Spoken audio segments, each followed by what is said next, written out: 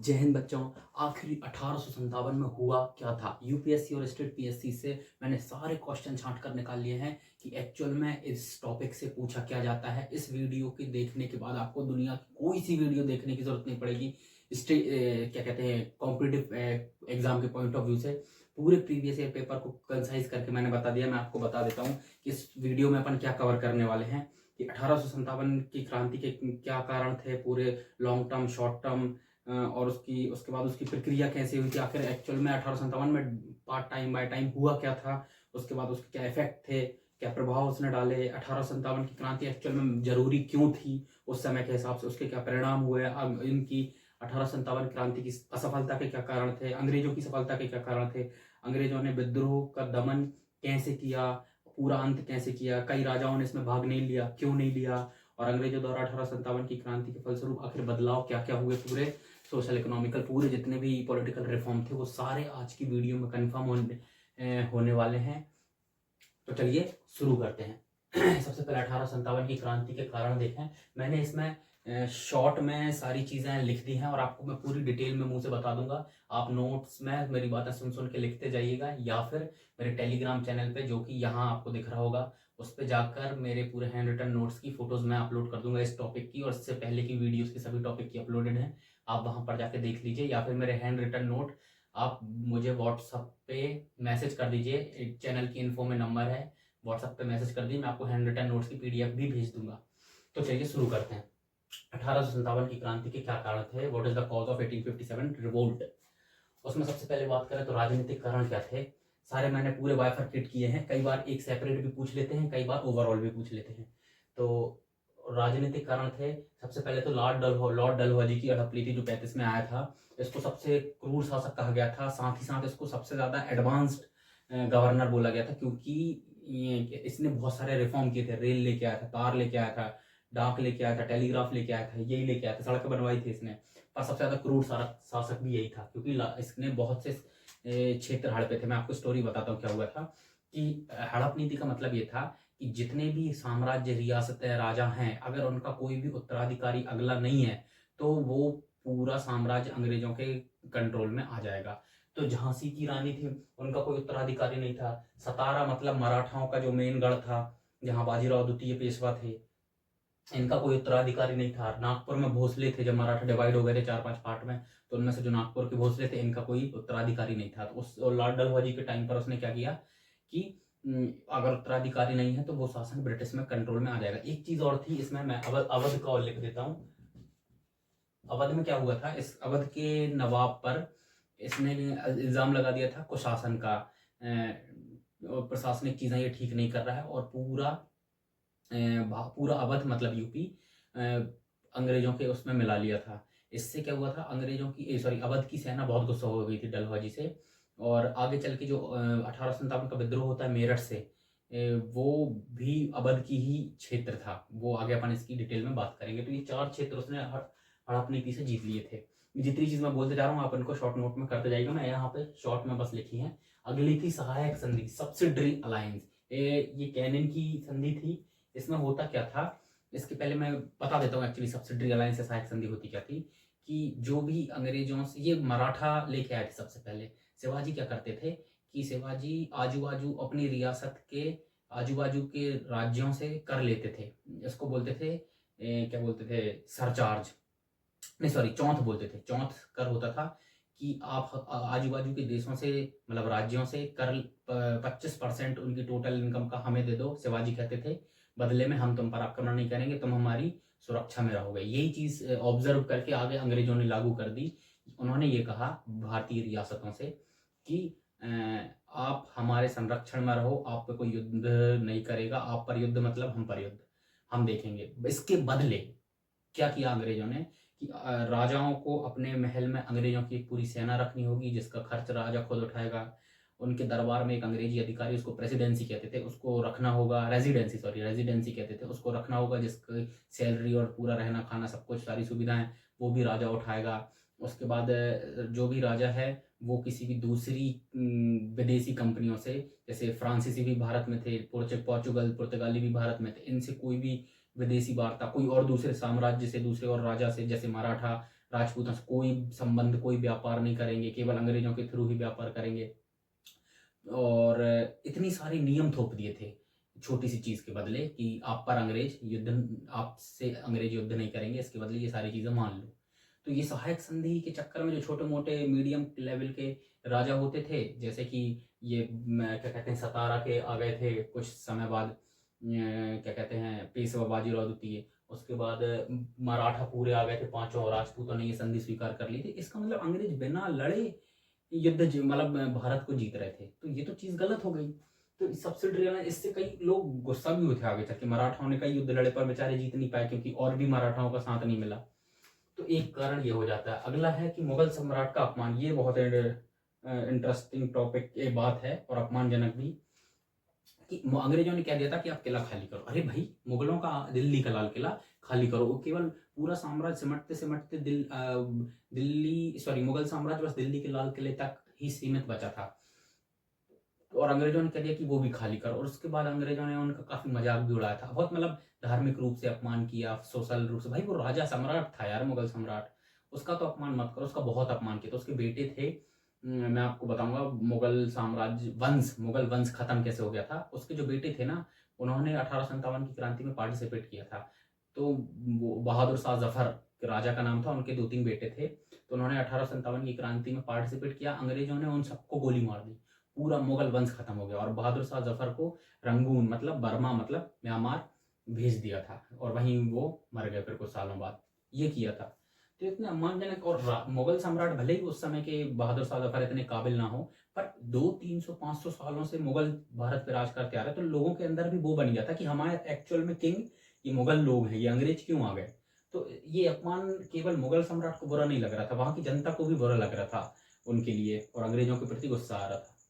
ये तो हो गया कुछ राजनीतिक कारण, ये लॉन्ग टर्म गुस्सा भड़कता रहा। फिर अपन शॉर्ट टर्म भी देखेंगे कि इमीडिएट क्या रिस्पॉन्स आया। उसके बाद आर्थिक कारण देख लेते हैं। एक तो अत्यधिक भू राजस्व था। सबसे पहले तो अंग्रेजों ने लगान की कई पद्धतियां लागू कर दी, जैसे कि स्थायी बंदोबस्त, रैयतवाड़ी, महालवाड़ी।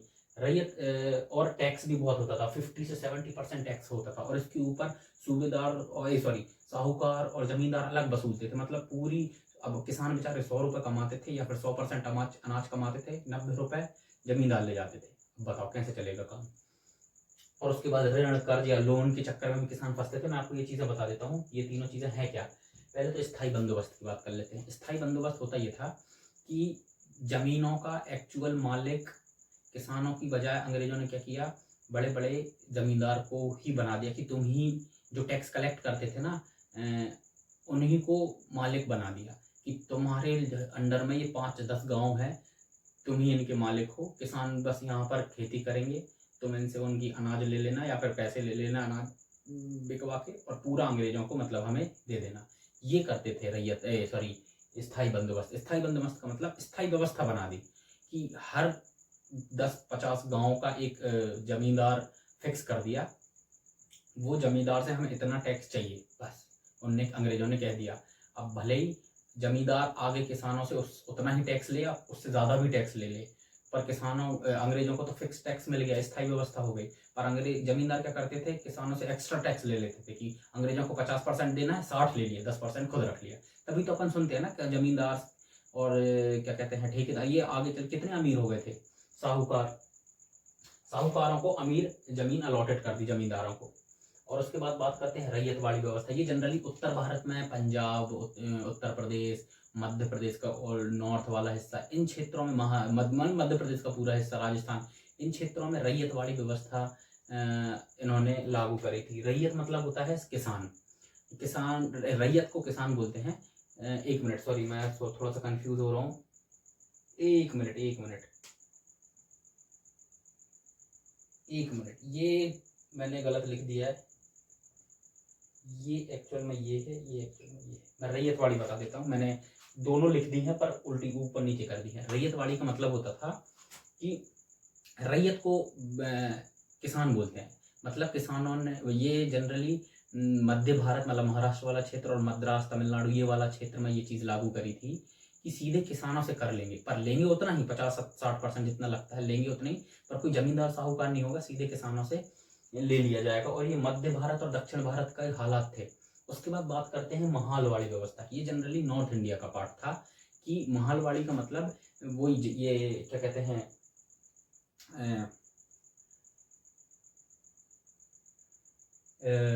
अरे यार मैं फिर भूल गया, मैंने यहाँ पर कुछ गलत लिख दिया, मैं भी इसको सुधार दूंगा, ठीक है, जब मैं लिखूंगा तब देख लेना आप। महालवाड़ी का मतलब होता था कि गांव से एक मुखिया चुन लिया और मुखिया से कहा कि तुम पूरा कलेक्ट करके हमें दे दो। ये अंग्रेज करते थे कि जैसे मैं अंग्रेज हूँ, मैंने एक गांव का एक व्यक्ति चुना कि पूरे गांव से पूरा टैक्स कलेक्ट करके तुम हमें दोगे। ये होती थी महालवाड़ी। एक महाल नियुक्त कर दिया जाता था जिसको महाजन आगे चल के बोलने लगे था, अगर आप लोगों ने ये वर्ड सुना हो तो। ठीक है, अब मैं आपको इसमें बता देता हूँ मैंने गलत क्या कर दिया। रैयतवाड़ी व्यवस्था मतलब, इसको पूरा ही बता देते हैं। रैयतवाड़ी व्यवस्था मतलब सीधे किसान से, और ये कहाँ होता था,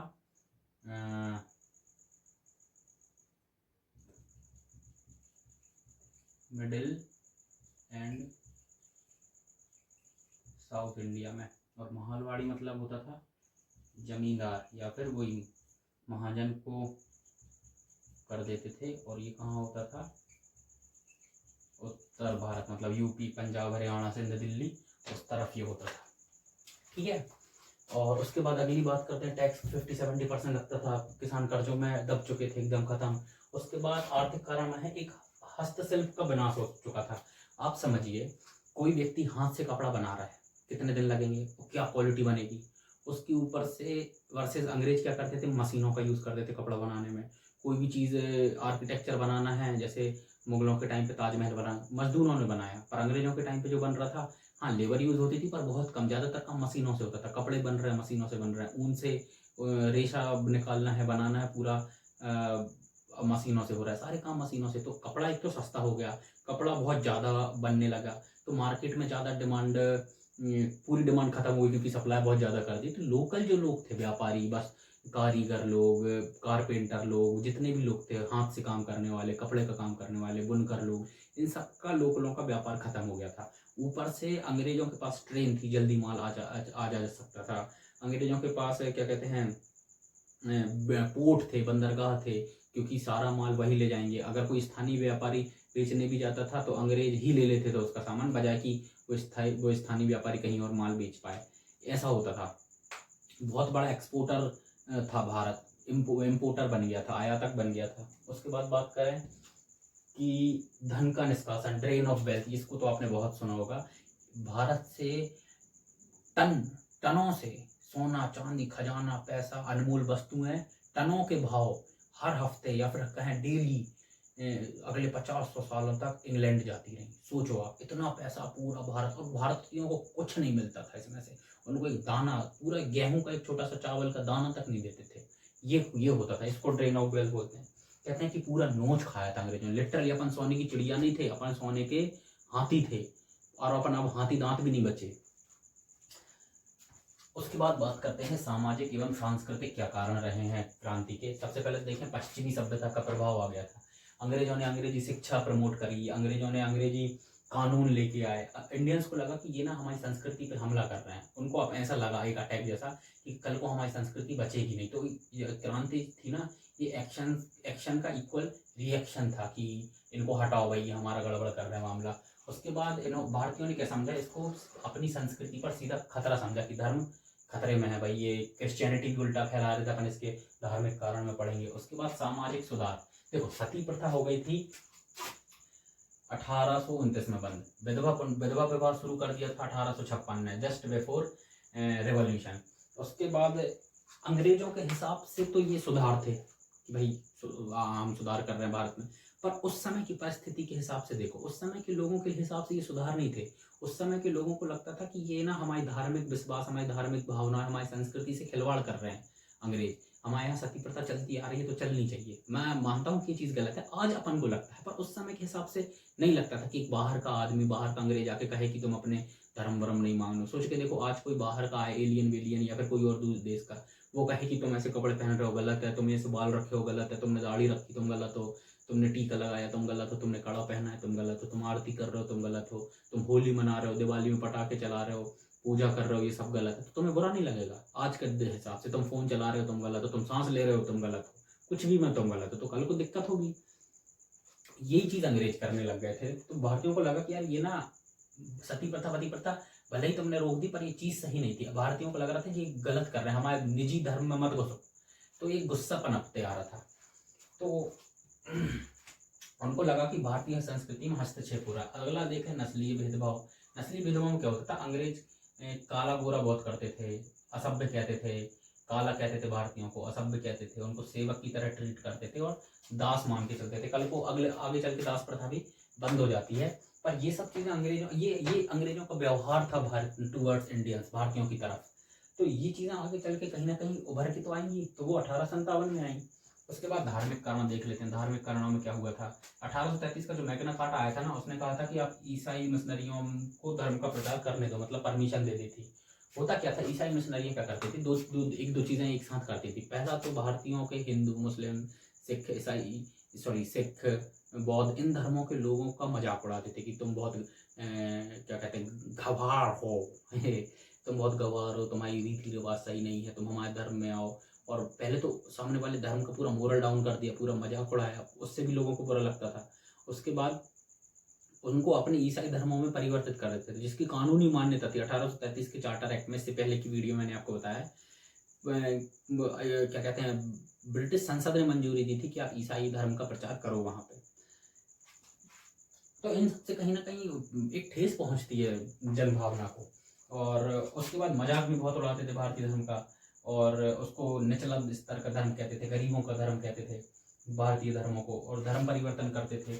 उसके बाद कुछ चीज़ें ना गवर्नर ने पहनने से मना कर दिया था। जितने भी अंग्रेजों के क्षेत्र परिसर में काम करने वाले क्लर्क हों, चाहे वो सेना में भर्ती होने वाले भारतीय सिपाही हों, चाहे प्रशासन में जितने भी छोटे लेवल पे, भले ही ऊंचे लेवल पे तो भारतीयों को रखते नहीं थे पोस्ट पे, छोटे लेवल पे भले ही, पर उनको ना वो टीका लगा सकते हैं, ये कानूनी जुर्म था।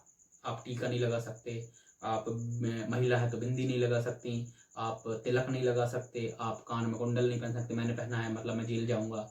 उसके बाद आप कड़ा नहीं पहन सकते, आप सिख के कटार रखते थे, कटार नहीं रख सकते, पगड़ी नहीं रख सकते, मूछ नहीं रख सकते। उस टाइम पे तो मूछ मतलब जान चली जाए मूछ न जाए, होता था, उस समय की बात है ये। तो इन सब पे मना कर दिया था कि ना पगड़ी कड़ा तिलक कड़ा पगड़ी टीका टोपी कटार। मुस्लिम लोग अपनी टोपी नहीं रख सकते थे, दाढ़ी नहीं रख सकते थे, क्योंकि क्लीन शेवन रहना पड़ेगा आपको ड्यूटी पर। तो इन सारी चीज़ों से कहीं ना कहीं एक ठेस पहुंचती है। अब कोई मुझसे कहे अगर मैं टीका लगाता हूँ कि टीका मत लगाओ, भाई मैं तो नहीं सुनने वाला उसकी, चाहे वो इधर से उधर हो जाए, दुनिया इधर से उधर, मैं नहीं सुनने वाला, क्यों सुनूं भाई। तो उस टाइम पे तो और बहुत सम्मान मर्यादा वाली चीज़ें होती रहती थी। तो ये सारी चीज़ों से कहीं ना कहीं धीरे धीरे करके एक भावनाएं होती भड़क जाती थी। उसके बाद अगला होता था धार्मिक मान्यताओं को ठेस। धार्मिक मान्यताएं जैसे कोई मान के चलो कोई पूजा कर रहा है, उसको उसी की बुराई कर दी है मिशनरियों ने। सती प्रथा भले ही आज अपन मानते हैं बुरी थी, पर उस टाइम पे कोई ये प्रैक्टिस कर रहा है सती प्रथा वाली, अंग्रेजों ने आके फिर दखल कर दिया। तो एक हिसाब से देखें तो उस धर्म के व्यक्ति को बहुत ठेस पहुंचती थी कि हमारे धार्मिक मामलों में क्यों ठेस पहुंचा रहे हो आप। सोच के देखो, आप अच्छे प्यार से क्या कहते हैं, अभी होली गई, आपने प्यार से घर पे पहले पूजा करी, होली मनाई, और कोई आके आपको जेल पहुंचा दे कि आपने होली मनाई, तो एक और कोई या तो आपकी बुराई कर दे, आपकी हंसी उड़ा दे सोसाइटी में, तो ठीक बात नहीं है ना। ये मच्छर आ गया यार फिर से, पिछली वीडियो में भी आया था ये मच्छर। उसके बाद अपन देखें कहाँ धार्मिक मान्यताओं को ठेस भी पहुंचाते थे। उसके बाद आ गया तात्कालिक कारण, मतलब ये तो वो थे जो 50 100 150 साल तक अंग्रेज रहे, उन्होंने क्या गुण खिलाया। अब एक्चुअल में जो लास्ट हिट पॉइंट था कि उस पिन पॉइंट की वजह से क्रांति हो गई थी, वो क्या था वो देखते हैं। सबसे पहले तो चर्बी वाले कारतूस आए थे। चर्बी वाले कारतूस आए थे। हुआ ये था, मैं आपको पूरी बात बताता हूँ कि अंग्रेजों की ना एक नई एनफील्ड राइफल आई थी। एनफील्ड राइफल में बारूद नहीं भरनी पड़ती थी, सीधी बुलेट्स होती थी। बुलेट डालो एक बार में 4, और सीधी 4 गोली मारो। पहले नहीं तो एक बारूद भरो, फिर एक गोली, फिर बारूद भरो। तो ये बुलेट्स का पैकेट होता था, एक पूरा पैकेट खोलो, और वो बुलेट्स का पैकेट हाथ से नहीं खुलता था। जैसे अपने यहाँ भी होते हैं ना कई पैकेट हाथ से नहीं, मुंह से खोलने पड़ते हैं फिर उनको। और वो बुलेट के पैकेट की जो पैकेट होता था वो गाय और सुअर के मांस से बना होता था, उसके बीफ से। तो और ये बात बहुत फैल गई थी भारतीय सिपाहियों में कि ये एक्चुअल में ना ये भारतीयों का धर्म भ्रष्ट करने की अंग्रेजों की साजिश है, क्योंकि इससे पहले भी टीका और ये सारी चीज़ें पहनना, कड़ा पहनना बना, धार्मिक चीज़ों, सारी चीज़ों पर रोक लगा दी थी। तो कई सिपाहियों ने पहले तो इसका विरोध किया कि देखो भाई, ये ऐसी बंदूक मत लाओ, या तो हमको खुली खुलाई ओपन बुलेट दे दो, या फिर हम नहीं ओपन कर रहे इसको। तो ये मेन चीज़ हो गया था 1857 की क्रांति का। पर इनमें से एक सारा विरोध हो रहा है, उसमें से एक वीर आया मंगल पांडे, उसने साफ मना कर दिया 29 मार्च को कि देखो भाई, मैं नहीं खोल रहा, इससे मेरा धर्म भ्रष्ट होगा। मुसलमान, देखो, गाय का मांस भारतीयों के लिए बहुत अपशगुन माना जाता है, क्योंकि गाय को अपन ने बहुत पवित्र माना है, और मुस्लिमों के लिए सुअर का मांस बहुत ही मतलब नेगेटिव माना जाता है कि उसको नहीं खाया जाता। तो दोनों के धर्म कहीं ना कहीं क्लैश हो रहे थे। बौद्ध और जैन तो वैसे ही नॉनवेज का सेवन नहीं करते। तो एक हिसाब से चार्वाक का कारतूस सही बात भी है कि धार्मिक भ्रष्टता थी। जब अंग्रेजों को पता है कि ये लोग धार्मिक रूप से ऐसी चीजें मानते हैं तो मत करो भाई, पर नहीं, उन्होंने किया। तो हुआ क्या, 29 मार्च को मंगल पांडे ने सीधा विद्रोह कर दिया, और जो उनका कमांडर कह रहा था कि इसको खोलो खोलो करो, गन लोड करो, उसने वही गोली लोड करी और अंग्रेज सिपाही को ही गोली मार दी, सीधा ऑन द स्पॉट, खत्म। इधर या पता नहीं कहाँ से हेड पे ही मारा होता तो ज्यादा अच्छा होता। तो ये सारी चीजें हो गई थी, और यहाँ से 1857 का विद्रोह खड़ा हो गया था। पर ये तो हो गई तात्कालिक बात की, ये मेन ट्रिगर पॉइंट था। पर एक्चुअल में अपन को जानना है कि डे बाय डे एक्चुअल में क्रांति हुई कैसी थी, कि गोली मार के ऐसा थोड़ी कि चिल्ला दिया कि अब भारत आजाद, ऐसा तो हुआ नहीं था। तो अपन डे बाय डे डिस्कस करते कि हुआ क्या था, एक्चुअली पूरी प्रोसेस डिस्कस करते हैं अपन। तो 1857 की क्रांति हुई वो तो पता है, पर कैसे हुई, पूरी क्रमशः प्रक्रिया अपन जानते हैं। हुआ क्या था, जनवरी 1857 में एक अफवाह फैली कि भाई, गाय के मांस से जिससे हिंदुओं को दिक्कत है और सुअर के मांस से जिससे मुस्लिमों को दिक्कत है, कि पैकेट बनाया जा रहा है एनफील्ड राइफल्स का, जिसमें 4 बुलेट्स होंगी और उसको मुंह से खोलना, दांतों से कतर के उसको खोलना पड़ेगा। ये अफवाह फैलती रही और दिक्कतें बढ़ती रही। इन दी एंड 29 मार्च को हुआ क्या कि जनवरी के बाद मंगल पांडे ने इसका विरोध किया, मतलब हाँ, और अंग्रेजों को एक अंग्रेज को उनने गोली मार दी कि हम नहीं खोल रहे हैं, हम मर जाएंगे। और पंडित आदि वैसे ही पांडे जी इन्होंने जैसे 29 मार्च को किया, इनको तुरंत फांसी दे दी, फांसी की सजा सुना दी, और 8 मार्च को इनको फांसी दे भी दी। अब इससे बहुत जनता क्रोध में आ गई, बहुत, यही था ट्रिगर पॉइंट। अब मार्च में हुआ ये, 8 अप्रैल को इनको दे दी फांसी। 8 अप्रैल के बाद 24 अप्रैल को 85 सैनिकों को ने फिर विद्रोह कर दिया कि भाई, हम नहीं खोल रहे इन कारतूसों को। इन 85 के 85 सैनिकों को 10 साल की तुरंत उम्र कैद दे दी, मतलब उम्र कैद 10 साल तक की दे दी। और इनको बहुत सारा इनके रिलीजन के बेस पे बहुत अपमानित किया कि अरे तुम गाय, तुम्हारी क्या माता है, वो तो उसको तो हम रोज खा रहे हैं। अंग्रेज ऐसी ऐसी बातें कर रहे हैं, मुस्लिमों के धर्म के, अल्लाह के प्रति बहुत कुछ, पर बहुत पब्लिकली इनको बहुत अपमानित किया, जो आप सीरियलों में देखते थे वैसा ही, उससे भी ज्यादा। उसके बाद हुआ क्या, ये तो हो गया 24 अप्रैल को 10 साल की सजा दे दी। 10 मई को क्या किया, ये संडे का दिन था, संडे को क्रांति की औपचारिकता शुरू, मतलब एक फॉर्मल बिगिनिंग हो गई थी। इन्होंने क्या किया, भारतीय सैनिकों ने पहले तो इन 85 सैनिकों को छुड़ाया और इनके साथ मिलकर पूरा का पूरा विद्रोह कर दिया। पूरे कैदियों को छुड़ाकर उस पूरे, ये मेरठ छावनी की बात है, यूपी में है मेरठ, वहां कैंटीन थी, आर्मी कैंटीन, पूरा आर्मी का पूरा बेस, वहां पर बेस कहते हैं, सॉरी, छावनी को। जितने अंग्रेज थे, जितने इसके कमांडर थे, सबको मार दिया, पूरा एरिया लूट लिया, बंदूक ले लिया। विद्रोह करना है तो सारी बंदूक, सारी जितनी चीजें ले सकते थे हथियार के लिए, वो सारी चीजें ले ली। जितने अंग्रेज थे सबको एक किले में बंद करके किले में आग लगा दी, पूरा निस्तो नाबूद कर दिया। और दिल्ली चलो का नारा लगा दिया कि दिल्ली जाएंगे, दिल्ली से अपना पूरा विद्रोह चालू करेंगे और पूरे देश में फैला कर अंग्रेजों को भगा देंगे। ये किया था 10 मई को। पूरे सैनिकों ने विद्रोह कर दिया, अपने भाइयों, कैदी भाइयों को छुड़ा लिया, सभी अंग्रेजों को मार दिया, और दिल्ली चलो का नारा गूंजने लगा कि दिल्ली चलो, दिल्ली चलो। अब ये अगले दिन सुबह पहुंच गए दिल्ली, मेरठ से दिल्ली पास है। 12 मई को ये पहुंच गए दिल्ली, सुबह सुबह ये दिल्ली पहुंचे। पूरे दिल्ली में लाल किले में घुसते ही पूरे अंग्रेजों को मारा, जो मेन अंग्रेजों के अड्डे थे उनको आग लगाया, खत्म किया सीधा, क्योंकि हथियार मेरठ से लेके ही आए हैं यूपी के शूटर, वाह। और और बहादुर शाह जफर जो कि आखिरी मुगल शासक थे, इनको राजा घोषित कर दिया। क्यों? क्योंकि पिछले 500-600 सालों से मुगल रूल कर रहे हैं, तो इनको मन में इनके मतलब खून में वही था सिपाहियों के कि राजा यही है, अंग्रेज नहीं है हमारे लीडर। तो मुगल सम्राट बहादुर शाह जफर को बादशाह घोषित कर दिया 12 मई को ही, 12 से 13 मई को दिल्ली का पूरा अधिकार कर लिया और बहादुर शाह जफर को राजा घोषित कर दिया। और दिल्ली से वो, क्योंकि कैपिटल क्षेत्र है, दिल्ली से पूरी खबर पूरे देश में फैल गई कि अंग्रेजों के विरुद्ध विद्रोह छिड़ गया है, सब आ जाओ। और पूरा देश, जो जहां जहां तक ये खबर पहुंची थी, पूरा देश आ गया था। हुआ क्या कि मई को ये हुआ, मई पूरा चला, जून जुलाई तक तो लगभग पूरे देश का पूरे देश व्यापी विस्तार पहुंच गया था। पूरे देश को पता चल गया था कि उधेड़ फेंकना है इनको, उखाड़ के अंग्रेजों को। और ये लखनऊ, बिहार, झांसी, बरेली, इन सभी जगह का बहुत भीषण विद्रोह होने लग गए थे। अब इसकी बात अपन अगली स्लाइड में करेंगे कि कौन से क्षेत्र में कहाँ विद्रोह हो रहा था और उसका लीडर कौन था। हम देख लेते हैं कि विद्रोह कहाँ कहाँ कैसे फैला, विद्रोह का केंद्र और उस केंद्र के नेतृत्व करता। सबसे पहले देख लेते हैं दिल्ली में किसने लीड किया। दिल्ली में था बहादुर शाह जफर, इसको तो किंग ही घोषित करते थे, पर ये एक सांकेतिक नेता था, एक सिंबॉलिक लीडर था। इसको अपनी पूरी लाइफ में इसने कभी युद्ध लड़े, न कभी कोई स्किल है इसके पास युद्ध की, रणनीति बनाने की, प्लानिंग की, वॉर की, कुछ नहीं। तो ये बस सिंबॉलिक था, क्योंकि मुगल था, बस नाम के पीछे मुगल लिखा है इसलिए। पर एक्चुअल में नेतृत्व कौन कर रहा था? जनरल बख्त खां। ये एक्चुअल में इस मुगल का ही जनरल था, इसको सब आता था, ऑब्वियस ही बात है, जनरल है। ये था इसका वास्तविक लीडर, ओरिजिनल लीडर यही था। उसके बाद झांसी में कौन था? आप सभी जानते हैं, ये तो कोई पागल ही होगा जो यूट्यूब वीडियो देख रहा होगा और उसको झांसी की रानी लक्ष्मीबाई ना पता हो।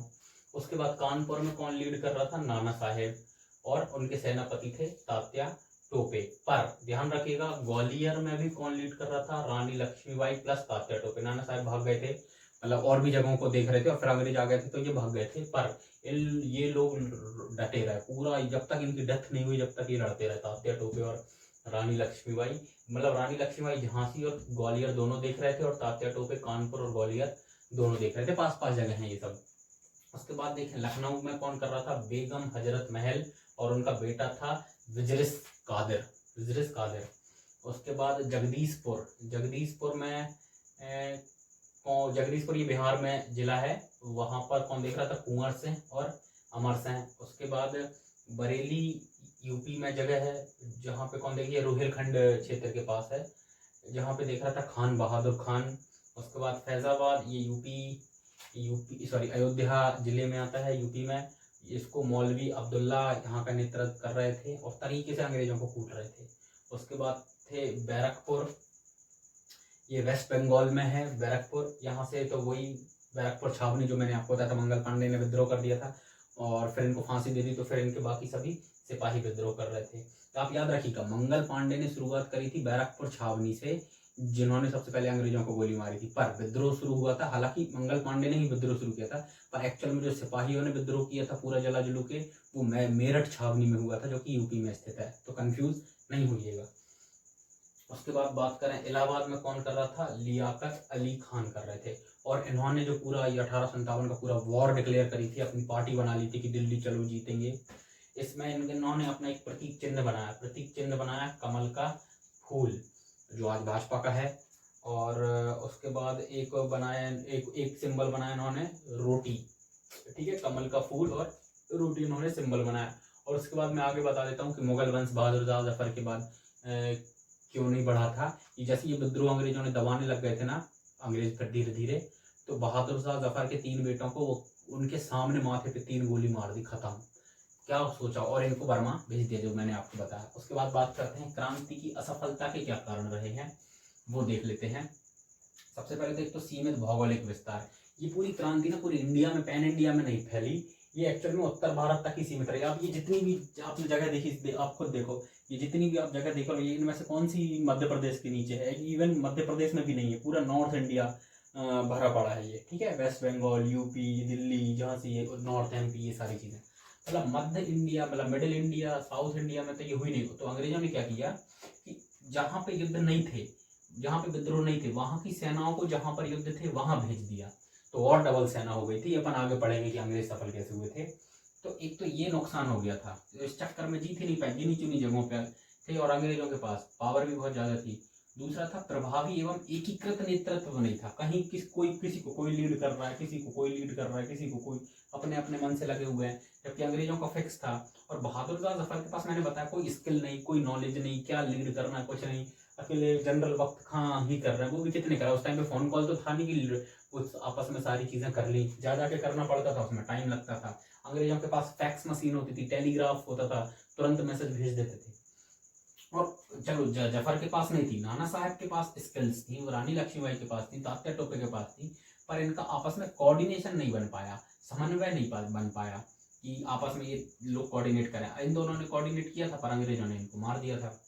उसके बाद बात करें रियासत में अंग्रेजों का समर्थन, ये सबसे दुख वाली बात है कि ग्वालियर के सिंधिया, नेपाल के राणा मतलब गोरखा लोग, हैदराबाद के निजाम अली, उसके बाद पंजाब के ये पूरी सिख कौम, इन लोगों ने पूरी तरीके से जितना बन पड़ता था उतना पूरा अंग्रेजों का साथ दिया। सेना चाहिए ले जाओ, विद्रोहियों का दमन करो, रिसोर्सेज चाहिए ले जाओ, बंदूकें चाहिए ले जाओ, इन विद्रोहियों की जानकारी चाहिए, गुप्त जानकारी कहाँ छुप रखे हैं वो भी इन लोगों ने दी। उसके बाद लॉर्ड कैनिंग ने एक लाइन बोली थी, मैं आपको बताता हूँ। लॉर्ड कैनिंग ने बोला था कि भारतीय राजाओं ने, जिन्होंने अंग्रेजों का साथ दिया, भारतीय राजाओं ने इस विद्रोह वाले तूफान में एक बांध बन के हमारी रक्षा करी है। ये वर्ड थे लॉर्ड कैनिंग के। और उसके बाद लॉर्ड कैनिंग उस टाइम का गवर्नर जनरल था, और उस टाइम पे लॉर्ड कैनिंग ने एक चीज़ और बोली थी सिंधियाओं के बारे में, क्योंकि सिंधिया ना मिडिल इंडिया का पार्ट है, सिंधिया ग्वालियर वाला क्षेत्र। तो उसने, और ग्वालियर पूरा, इस ग्वालियर से ना इन सभी जगहों पे जाया जा सकता है। तो सिंधियों का बहुत रोल था इस विद्रोह को दबाने में, क्योंकि सिंधियों ने बहुत हेल्प करी थी अंग्रेजों की, जो चाहिए था सब दे दिया था विद्रोह को दबाने के लिए, और ग्वालियर से जल्दी पहुंच भी पा रहे थे अंग्रेज सभी जगहों पे। कैनिन ने एक बात बोली थी कि अगर ग्वालियर के सिंधिया साथ ना देते तो हमें उसी रात भारत छोड़ के जाना पड़ता है। बहुत बड़ी स्टेटमेंट है ये, भले ही छोटी लाइन है, पर क्या करें, गद्दार। उसके बाद शिक्षित, अगला पॉइंट है कि शिक्षित मध्यम वर्ग का असहयोग था। ये जो शिक्षित मध्यम वर्ग था ना, जो अंग्रेजी शिक्षा लेके अपने आप को अंग्रेज समझ चुका था, इन्होंने बोला कि ये ना बहुत पिछड़े और कमजोर लोगों का विद्रोह है, ये अंग्रेजों को इसको दबा देना चाहिए, और अंग्रेज तो हमारी भलाई के लिए आए हैं। ये आगे आप पढ़ोगे नरम दल गरम दल में, नरम दल यही थे कि अंग्रेज भलाई के लिए आए हैं, भारत में वो अच्छा अच्छा विकास करेंगे। तो पिछड़े और रूढ़िवादियों का विद्रोह बोल दिया था ये पढ़े लिखे लोगों ने। और दूसरी बात, संसाधन व तकनीकी कमी थी अपने असफलता के कारण में। अपने पास क्या था लड़ने के लिए, तलवार, कटार जिसको बोल देते हैं, या फिर हंसिया जिसको बोल देते हैं, या फिर पुरानी बंदूकें थी जिसको एक बार बारूद से मार के फिर लोड करना पड़ा। इतने में अंग्रेजों ने 5 गोली मार दी। तोपें थी अंग्रेजों के पास, बहुत सारी चीजें थी। वो एनफील्ड राइफल थी, ये लोग तो यूज करते नहीं थे। कोई डंडा लेके आ रहा है, कोई पत्थर ही लेके जा रहा है, ये सारे युद्ध के हथियार थे। अभी क्या करो। उसके बाद स्पष्ट विचारधारा की नहीं थी इनके पास, इनने रणनीति नहीं बना थी। एक्चुअल में हुआ ये था अंदर की बात कि इन्होंने सोचा था कि थोड़े दिन बाद फिर विद्रोह करेंगे, एकदम से प्लानिंग करके, पर अचानक से चर्बी वरबी वाली चीजें हो गई तो इन्होंने फिर तुरंत करना पड़ा। और पर इनके पास ये भी नहीं था प्लानिंग कि चलो भगा दिया अंग्रेजों को, पर उसके बाद क्या करोगे, अभी कैसे प्रशासन चलाओगे, इंडिया कैसे चलाओगे, रियासतें कैसे संभालोगे, आपस में रियासतें फिर लड़ने लग जाएंगी, तो कैसे चलाओगे चीजें, आगे क्या करना है, ये कुछ नहीं पता था इनको। उसके बाद बात करें, एक क्वेश्चन ये कई बार पूछे तो मैंने आपको कंपाइल कर दिया है कि अंग्रेजों ने विद्रोह का दमन कैसे किया, या फिर अंग्रेजों की सफलता के क्या कारण थे। अपन ने अपनी असफलता तो देख ली, अंग्रेज क्यों जीत गए। सबसे पहले तो बात करें, इनके पास आधुनिक हथियार थे। One and the only reason among only reason में से इनके पास टेलीग्राफ था। मान के चलो दिल्ली में युद्ध हो गया है, दिल्ली में अगले सेकंड झांसी में खबर पहुंचा दी थी कि भाई विद्रोह हो गया, वहां देख लो हो तो नहीं रहा। कहीं विद्रोह हो गया, कहीं सेना चाहिए, कहीं सेना के लिए खाना पीना रसद पहुंचाना है, और कहीं सेना के लिए हथियार पहुंचाना है, तो तुरंत टेलीग्राफ से बता के पहुंचा दे। लॉर्ड कॉर्नवालिस ने ये चीज शुरू करी थी। उसके बाद रेल था, तुरंत हथियार रसद सेना पहुंचाने के लिए। उसके बाद बेहतर हथियार थे इनके पास, मैंने बताया एनफील्ड राइफल थी, एक बार में 4-5 राउंड चला देती थी। उसके बाद तोपें थी इनके पास, पूरा का पूरा तोप खाना था इनके पास, है ना, उड़ा दिया था सबको। उसके बाद कुशल सैनिक नेतृत्व, सैन्य नेतृत्व मतलब इस समय लॉर्ड कैनिन गवर्नर जनरल थे, लॉरेंस ब्रदर्स क्या कहते हैं मध्य क्षेत्र के थे, बम्बई से, और जॉन निकोलस, हैवलॉक, ये लोग इतने और क्या कहते हैं, निकोलस और हैवलॉक तो सेनापति थे। ये अभी यूरोप में उसी समय पे कुछ थोड़े टाइम पहले क्रीमिया का युद्ध चल रहा था, वहाँ के सेनापति थे। आप सोचो, आप एक तरफ अपने जफर साहब, इनको कुछ नहीं पता, ये बूढ़े से, और क्रीमिया के ये सेनापति थे। ये इतने ट्रेंड और हाईली स्किल्ड पर्सन थे, इनको पूरी पूरी स्ट्रेटेजी बनाना आता था, चीज़ों को कैसे ख़त्म करना है, चीज़ों को कैसे उसमें बढ़ाना है, ये सब कुछ आता था इनको। ट्रेंड स्किल्ड लोग थे। उसके बाद बात करें तो क्यों नहीं जीतते ये सारे। उसके बाद बात करें भारतीय राजाओं और वर्गों का असमर्थन, सॉरी अंग्रेजों को, अरे मैंने गलत लिख दिया, अंग्रेजों को समर्थन, चीज़ों इन्होंने अंग्रेजों को समर्थन दिया। कौन, अभी मैंने बताया, ग्वालियर की सिंधिया, हैदराबाद के निज़ाम, राजपूत, पूरे सिख कम्युनिटी पंजाब की, गोरखे, राणा जिनको कहते थे, नेपाल के राणा, इन्होंने किस सब ने मिल के अंग्रेजों का भरपूर जितना हो सकता था साथ दिया था। उसके बाद ये सिख उल्टा दिल्ली क्षेत्र में पहुंचकर विद्रोह दबा रहे थे, अंग्रेजों का साथ दे रहे थे। उसके बाद बेहतर गुप्तचर प्रणाली, कई क्षेत्रों में तो कई कहते हैं, ऐसा कहा जाता था, मैंने अभी पढ़ रहा था टेक्स्ट बुक्स में, कि कई क्षेत्रों के विद्रोह तो अंग्रेजों को पहले पता चल गए थे। एक तो टेलीग्राफ से बात पता थी, और इनकी कई सारी चीजें, मराठा जब आप पढ़ोगे ना, मराठाओं की ज्यादातर जानकारियां तो अंग्रेजों को पहले ही पता लग जाती थी। कई बार मराठाओं ने मिलकर युद्ध करने का सोचा, अचानक हमला करेंगे, वहां देखा जाके तो अंग्रेज पहले ही रेडी। तो उनकी गुप्तचर व्यवस्था लिटरली अच्छी थी। अंग्रेजों के समय पर शार्लॉक होम्स और ये सारी चीजें वेस्ट में, यूरोप में आ चुकी थी। ये उसी समय की बात है, ये शार्लॉक होम्स स्टोरी वगैरह। उसके बाद देखें इनकी आर्थिक मजबूती। देखो, अगर युद्ध मान के चलो टेलीग्राफ, रेल, हथियार इनके पास नहीं होते तो अंग्रेज तब भी युद्ध जीतते। क्यों? क्योंकि अंग्रेज ना युद्ध झेल सकते थे, इतना लंबा विद्रोही नहीं झेल सकते थे इतना लंबा युद्ध, क्योंकि अंग्रेजों के पास पैसा, रसद, हथियार, सामग्री, सुविधाएं सब हैं। आज जैसे अभी आप देख रहे हो इजराइल और सॉरी ईरान और अमेरिका की लड़ाई चल रही है। ईरान को हार मानना पड़ेगा, भला ही ईरान सही हो, ईरान के सपोर्ट में लोग हों, क्योंकि अमेरिका उसके ऑयल पे फालतू में कब्जा कर रहा है, पर अमेरिका युद्ध लड़ सकता है क्योंकि उसके पास सुविधाएं हैं, रसद है, पैसा बहुत है। ईरान इतने ज़्यादा दिनों तक होल्ड नहीं कर सकता वॉर। तो इसके बाद अगले में अपन देखते हैं कि क्या इफेक्ट पड़ रहे थे। अगला मेन पॉइंट है कि अंग्रेजों ने क्रांति के बाद क्या क्या बदलाव किए थे, या फिर ये दूसरी तरीके से भी पूछा गया है, क्योंकि अलग अलग तरीके से घुमा के पूछते हैं पर आंसर सेम ही होता है कि क्रांति के क्या क्या परिणाम सामने आए हैं, या फिर क्रांति के बाद बदलाव क्या क्या किए हैं, या फिर सामाजिक आर्थिक क्या बदलाव किए हैं जिनसे सोसाइटी पे क्या इफेक्ट पड़ा है। एक साथ तीन चीजें पूछ ली इस टाइप से। तो अपन देख लेते हैं। सबसे पहले इन्होंने प्रशासनिक या सो कॉल्ड राजनीतिक क्या बदलाव किए हैं। सबसे पहले तो एक गवर्नमेंट ऑफ इंडिया एक्ट आ गया था, भारत सरकार अधिनियम 1858। इसके तहत कुछ बातें कही गई थी, क्या कि अब से ईस्ट इंडिया का कंपनी का शासन पूरी तरीके से खत्म, और अब से भारत पर क्राउन का शासन होगा। क्राउन का शासन मतलब क्वीन का रूल होगा। क्वीन एलिजाबेथ उस समय की क्वीन थी। उसके बाद एक तो ये चीज आ गई कि अब से इंडिया पे क्राउन रूल आ जाएगा। उसके बाद यहाँ पे वायसराय की नियुक्ति हुई। वायसराय की नियुक्ति मतलब गवर्नर जनरल का जो पद था वो वायसराय में कन्वर्ट हो गया, और वायसराय अकाउंटेबल होगा, उत्तरदायी होगा सीधा क्राउन को, मतलब ब्रिटिश क्वीन को। इसका भारत से कोई दबदबा ऐसा कुछ ऐसा नहीं कि इससे प्रेशर उससे प्रेशर, वो उसको रिपोर्ट करेगा, इंडिया में किसी को रिपोर्ट नहीं करेगा। और अकाउंटेबल फॉर क्राउन होता था, और इसके नीचे बाकी गवर्नर जनरल आते थे जो अलग अलग बंगाल, मुंबई और मद्रास के होते थे, पर ये सबसे सुप्रीम लीडर होता था। और इस समय तक 1857 में जो लॉर्ड गवर्नर जनरल था लॉर्ड कैनिंग, उसी को वायसराय बना दिया था, लॉर्ड कैनिंग को। तो एक हिसाब से देखा जाए तो वो सबसे आखिरी गवर्नर जनरल और सबसे पहला वायसराय था, लॉर्ड कैनिंग, याद रखिएगा। ये प्रीवियस में पूछ लिया जाता है यूपीएससी स्टेट पीएससी में। उसके बाद एक भारत सचिव, इंडियन सेक्रेटरी करके एक पोस्ट आ गई थी। ये कौन होता था? ये ब्रिटेन की संसद में बैठता था, पार्लियामेंट में, जो एक इंडिया का रिप्रेजेंटेटर होता था, भारत का प्रतिनिधित्व करता था, वहां भारत के मुद्दे वहां उठाता था। हालांकि नाम की पोस्ट थी, बाद में इसको धीरे धीरे पावर बढ़ी, पर अभी कम से कम ये है कि एक पोस्ट बन गई, भारत की भी बात लंदन में सुनी जाएगी, ऐसा होने लग गया था, जो ब्रिटिश संसद में रिप्रेजेंट करेगा भारत को। उसके बाद हड़प नीति जो लॉर्ड डलहौजी ने चलाई थी 48 से 56 के बीच में, वो बंद हो गई थी। और हड़प नीति मैंने आपको बताया था, उत्तराधिकारी अगर नहीं है तो राज्य अंग्रेजों का, पर अंग्रेजों ने अब ये लागू कर दिया था कि अगर उत्तराधिकारी नहीं है तो दत्तक पुत्र आप कर सकते हो। दत्तक पुत्र मतलब गोद ले लेना, एक उत्तराधिकारी को आप गोद ले लो, या फिर चाचा भतीजे के लड़के को आप राजा बना दो, चल जाएगा। ये हड़प नीति बंद कर दी थी, पर हड़प नीति के बदले एक नई चीज शुरू कर दी थी, वो थी फूट डालो और राज करो, डिवाइड एंड रूल, अंदर से बिखेर दो। वो अपन आगे देखेंगे, जिसमें ऐसा। उसके बाद दूसरे नंबर पे सैन्य लेवल पे, आर्मी लेवल पे इन लोगों ने क्या किया था। सबसे पहले तो इन्होंने अपनी जो टुकड़ी होती थी, जो ब्रांच होती थी, उसमें सैनिक, यूरोपीय सैनिकों की संख्या बढ़ाई थी, क्योंकि 1857 में यूरोपीय सैनिक उतने नहीं थे, ज्यादातर इंडियंस ही थे। तो यूरोपीय सैनिकों की संख्या बढ़ाई थी, मतलब यूरोप से कई सारे भर्ती किए थे, भारत से भी जो यूरोपीय लोग थे उनको भर्ती किए थे।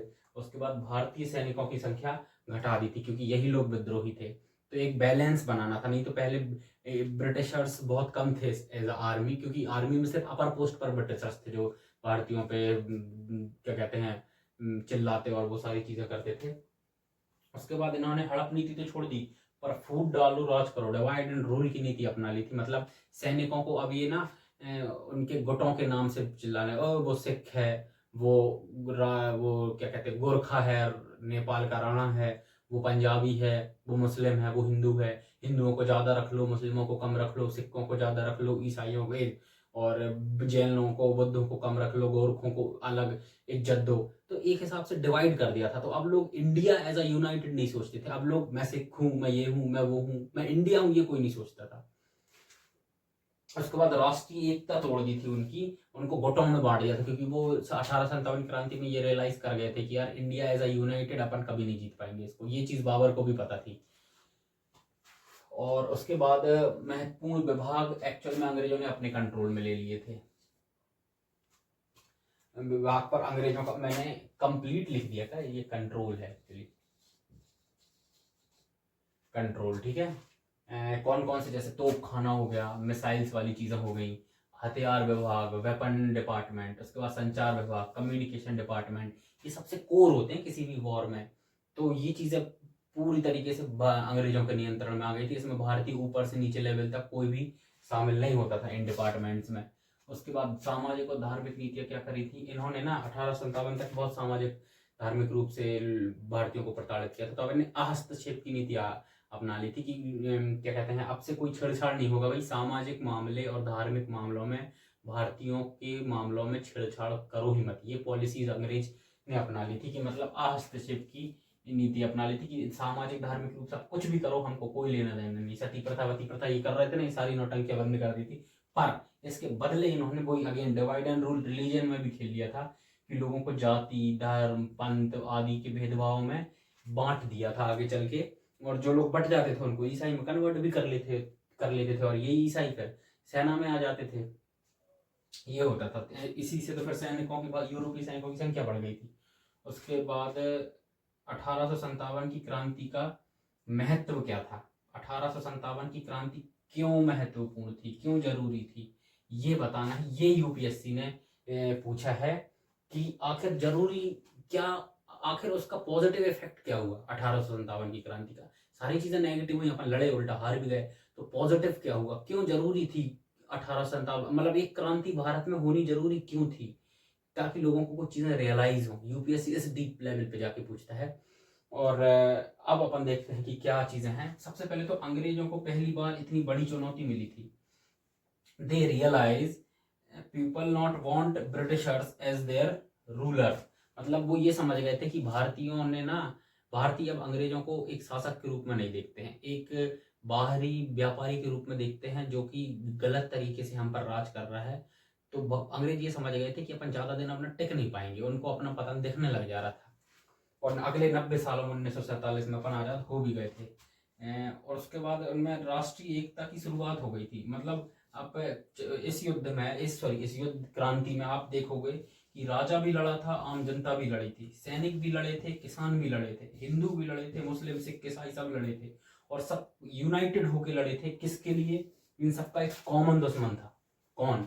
ब्रिटिशर्स, अंग्रेज। उसके लिए कि सब इकट्ठे हो गए थे। और सब अगर कुछ राजा इकट्ठे नहीं हुए, पर ज्यादातर आप देखो ना, तात्या टोपे लड़ रहे हैं आदमी के साथ, रानी लक्ष्मीबाई लड़ रही हैं अपने छोटे से दत्तक पुत्र को पीठ पे बांध के, क्योंकि वो एक्सेप्ट नहीं हो रहा था उस टाइम तक। तो सब लोग यूनाइटेड हो गए थे for just one opposition Britishers. उसके बाद क्या हुआ कि राष्ट्रीय चेतना का उदय होने लगा, मतलब नेशनल सेंटिमेंट। इसका मतलब ये हो गया था कि एक राजनीतिक चेतना आ गई थी, जैसे कि जो तात्या टोपे ने बलिदान दिया, जो नाना साहेब ने दिया, जो रानी लक्ष्मीबाई ने दिया है, ये आगे के क्रांतिकारियों के लिए रोल मॉडल बनने लग गए थे कि यार ये कर सकते हैं तो फिर हम तो क्यों नहीं। मतलब ये एक हिसाब से राष्ट्रीय चेतना इनके अंदर भड़क उठी थी कि अपन अंग्रेजों को ना हरा सकते और हरा भी देंगे, कि they are role models for future freedom fighters, ये होने लग गया था। उसके आगे ये इसीलिए आज़ादी की ये वाली पहली लड़ाई जरूरी थी अपने लिए। उसके बाद प्रशासनिक सुधारों की शुरुआत हुई। अंग्रेजों ने ना अब समझ लिया था कि यार अब इतनी लूट खरोट तो कर ली है, अब थोड़ा सा इनको देने लग जाओ मीठी गोली, नहीं तो अब तो अब अगर युद्ध हुआ, अब अगर क्रांति हुई तो अपन को ना भागने का मौका तक नहीं देंगे, पूरे अंग्रेजों को यहीं के यहीं जला देंगे, पता भी नहीं चलना कि अंग्रेज कहाँ गए, यहीं गड़ा देंगे वो। तो धीरे धीरे करके, बहुत धीरे धीरे, फिर आगे चल के थोड़े तेज हुए थे 1900 के आते आते, जो अपन आगे वीडियो में डिस्कस करेंगे अगली वीडियोज में। धीरे धीरे अब ये सुधार करने लग गए थे। रोड केवल ब्रिटिशर्स के लिए नहीं बन रही थी, बाकी लोगों के लिए मेन सिटीज में बहुत स्लो स्लो, है ना, अपन आगे बढ़ेंगे।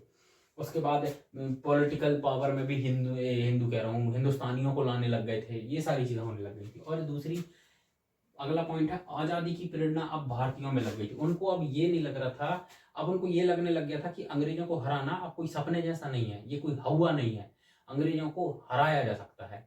और क्या कहते हैं, अब ये सपना नहीं, एक हकीकत बन गई है। और क्या कहते हैं, it's not only dream now, it's reality, कि अंग्रेजों को हराना पॉसिबल है। पहले तो ये हुआ लगता था कि मतलब कैसे करेंगे, ये तो हो ही नहीं सकता।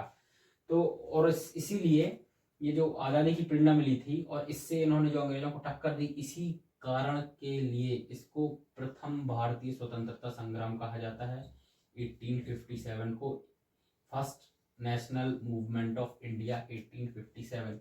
ये सारे ना मैंने पॉइंट्स शॉर्ट में लिखी हैं और इनके अंदर का डिटेल मैंने एक्सप्लेन कर दिया है। अगर आपको इनके अंदर के प्रॉपर नोट्स चाहिए हैंड रिटन, तो मेरे टेलीग्राम चैनल पर आ जाओ, उस पर मैंने पूरे नोट्स की फोटोज अपलोड कर देता हूँ। जब भी वीडियो डालता हूँ फोटोज उस पर अपलोड कर देता हूँ। टेलीग्राम चैनल आपको दिख रही होगी यहीं कहीं फोटो, और वो यूट्यूब चैनल के नाम से ही है। और चाहे अगर आपको मेरे पूरे हैंड रिटन नोट्स की कंप्लीट पीडीएफ चाहिए तो आप मुझे, मेरे इंट्रो चैनल पर नंबर है व्हाट्सएप पे, आप मुझे मैसेज करो, मैं आपको पूरी क्या कहते हैं एंशिएंट मिडिवल मॉडर्न की पूरी हैंड रिटन अपने नोट्स दे देता हूँ। मैं आपको बता देता हूँ कैसे है मेरे नोट्स। ये कंप्लीट नोट्स हैं, मैंने हैंड रिटन 5-6 सोर्सेस से कंपाइल करके बनाए हुए हैं। और आपको यदि प्रीवियस ईयर पेपर्स यूपीएससी के पिछले 10-15 सालों के चाहिए प्री और मेंस के कंपाइल फॉर्म में, कि एक ही पीडीएफ में प्री का भी है मेंस का भी है, फिर एक और पीडीएफ में अगले साल की प्री का है मेंस का, ऐसे 10-15 पीडीएफ मेरे पास अवेलेबल है, मैं आपको दे दूंगा। चाहे आप किसी भी स्टेट से हैं, झारखंड, एमपी, यूपी, बिहार, राजस्थान, आपको उन सबके सिलेबस और प्रीवियस ईयर पेपर किसी भी लैंग्वेज में अवेलेबल हो जाएंगे। आप व्हाट्सएप पे मुझे या ईमेल कर दीजिए। Thank you so much. जय हिंद। ट्यूटरिंग कंपनी, मैं भूल गया मैं क्या बोल रहा था यार, खैर ठीक है, बाय बाय।